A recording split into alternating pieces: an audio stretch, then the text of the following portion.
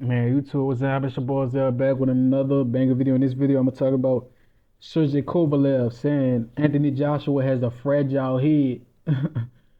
um, and I'm gonna talk about how he picked Fury to beat AJ and why the fight is 5 years too late. Let's get it. First of all, Sergey Kovalev said Anthony Joshua has a fragile head. Um, I disagree. I think AJ a strong dude. You know, he like 6'5", 6'6", 230 all muscle. I mean, I think he's strong. I don't think nothing about him really soft.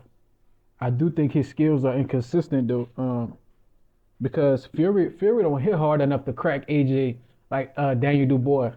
You know, he don't hit that hard, um, unless he on PEDs.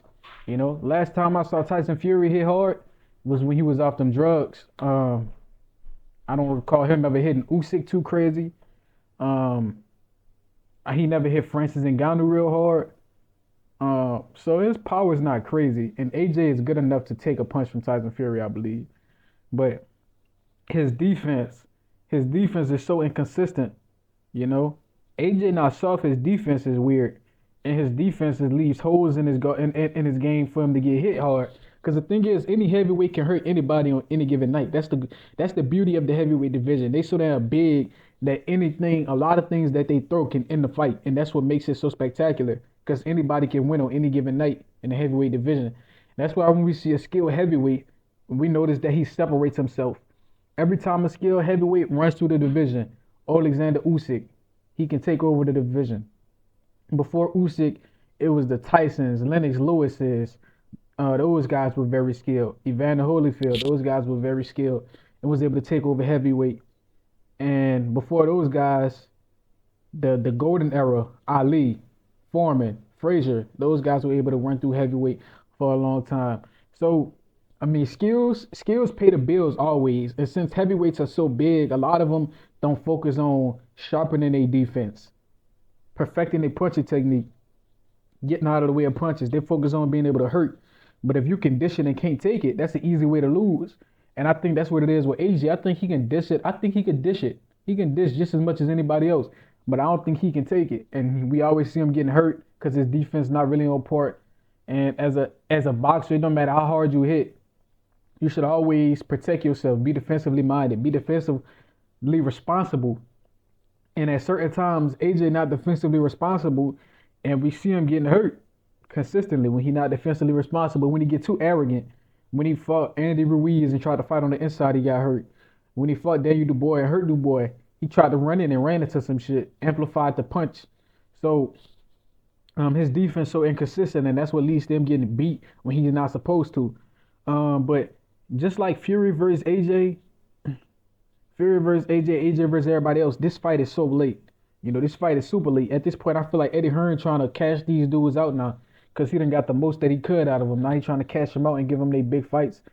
But AJ on a long contract with Eddie, damn near for life. So he's gonna be fighting for a long time under Eddie Hearn.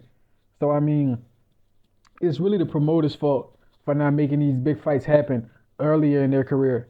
AJ versus Wilder was supposed to happen 5 years ago. AJ versus Fury was supposed to happen around the time Fury beat Wilder. He was supposed to fight AJ right after that. Um, Fury was supposed to fight AJ before Fury, and well, Wilder was supposed to fight AJ before Fury. Fury was supposed to fight AJ after Wilder. They was all supposed to mix it up. Usyk came in there from cruiserweight. So I mean, we seen Usyk take over that division and not duck anybody and fight everybody. And the thing is, people calling him for him to fight Deontay. I think if Deontay started his career at cruiserweight, he would have fought Usyk already. Because we know Usyk don't turn the smoke down. If Deontay started his career at cruiserweight, which he should have, because he's a small heavyweight, he would have fought Usyk already. He would have fought all of. He would have probably been the best cruiserweight in the world. Deontay Wilder is a devastating puncher, and you can't escape him for 12 rounds. Um, but yeah, the fights that was too late include AJ versus Wilder and AJ versus Fury. Too late, and it still hasn't happened. We also know that Eddie Hearn messed up the fight of Boots and Norman Jr. And that was going to be my other point, that the promoters are at fault for making a lot of these fights disappear. Eddie Hearn we just saw him make Boots and Norman Jr. disappear when the fight was right there. You know, it's like he purposely stopping them from making big fights and letting them have a lot of control over their career. You know, It's a power dynamic in boxing. They want to have a power dynamic over these boxers. They want to keep them fighting nobodies until they pretty much their contract is up.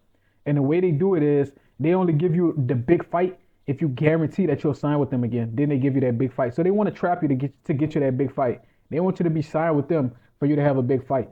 And the thing with boxers, if they went the independent route, the Bill Haney route, you know, the Floyd Mayweather route, they wouldn't have to pretty much sign over 5 years of their life to get one big fight because they'll be a free agent and be able to co-promote with anybody they want to. And that's why Turkey's so big in the game because now you don't have to sign crazy contracts for long times. Now you can be a free agent. You can go from promotional company to promotional company in your best interest. The boxer should do what's in his best interest just like the promotional company does. How does the promoters get to do what's in their best interest, but when a boxer does it, he's get labeled a coward, a duck, uh, a diva, money hungry, pricing himself out? No, it should be in everybody's best interest for the event. You know, everybody should get their fair share. Nobody should be getting exploited. I don't know why somebody not wanting to get exploited is being labeled cowardice. I don't know why these money hungry promotional companies can do bullshit and get away with it and be labeled good and say they're doing quote unquote good business. It's a bunch of BS in my opinion. And until they start making the best fight the best and giving them good payments, then I'm gonna keep calling them out and be like, yeah, y'all exploiting them dudes. Here. So let me know what y'all think. Like, comment, subscribe, and share this. Till next time.